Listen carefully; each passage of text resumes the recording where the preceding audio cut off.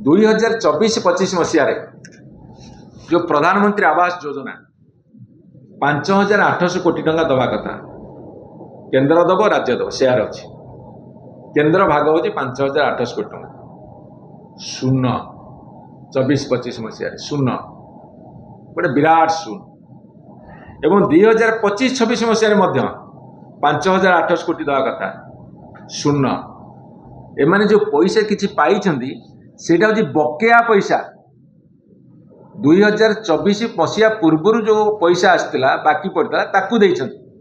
किंतु 2024-25 रे 5,800 कोटी 2025-26 रे 5,800 कोटी प्रधानमंत्री प्रधानमंत्री आवास योजना रे देले कोन शून्य तामु डबल शून्य देछि डबल इंजिन सरकार डबल शून्य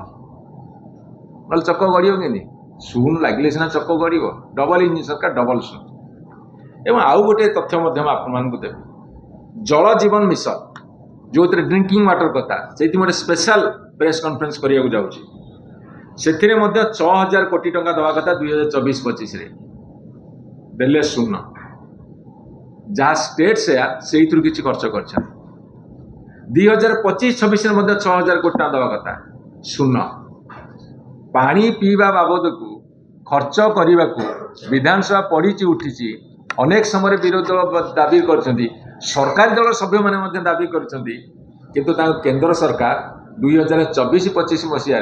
6,000 कोटी जगार शून्य देले 2025-26 6,000 कोटी जगार शून्य देले तेणु दीटा शून्य मिसिकी डबल इंजिन सरकार आगू को गढ़ुची ना पछू गढ़ुची ओडिशावासी तार हिसाब दिंतु नियंतु ये सफलतार गाथा बखाणिला बेले एवं आउ गोटे सबुठारु जघन्य कथा मैं कही सारी 2024-25 मसीह 26,000 कोटी टका खर्च करने कथा 52% खर्च कले 2025-26 28,000 कोटी टका खर्च करने कथा मात्र 53% खर्च कले एवं खाली सेतिकी नुहे एमानकर केंद्रर अनुदान ताहा मध्य 19% 20% कमिकी आसी लास्ट 2 वर्ष भितर तेणु फाइनेंस कमिशन जिते पैसा काटुंट ओडिशा को अधिका दवा जगार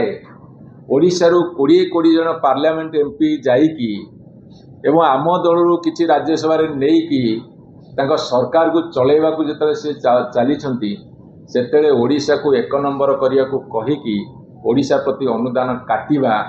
ये कथा प्रधानमंत्री जो गस्त करुँच रायरंगपुर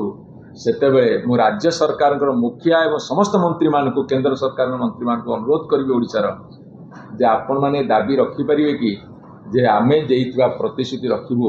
जे ओडिशा को 1 नंबर करिवू ओडिशार कौन अनुदान काटिबू नहीं बरम बढ़ेवा दरकार ये दाबी दम रखी कहि पारिबे कि ए प्रश्न आज ओडिशावासी छाड़ू।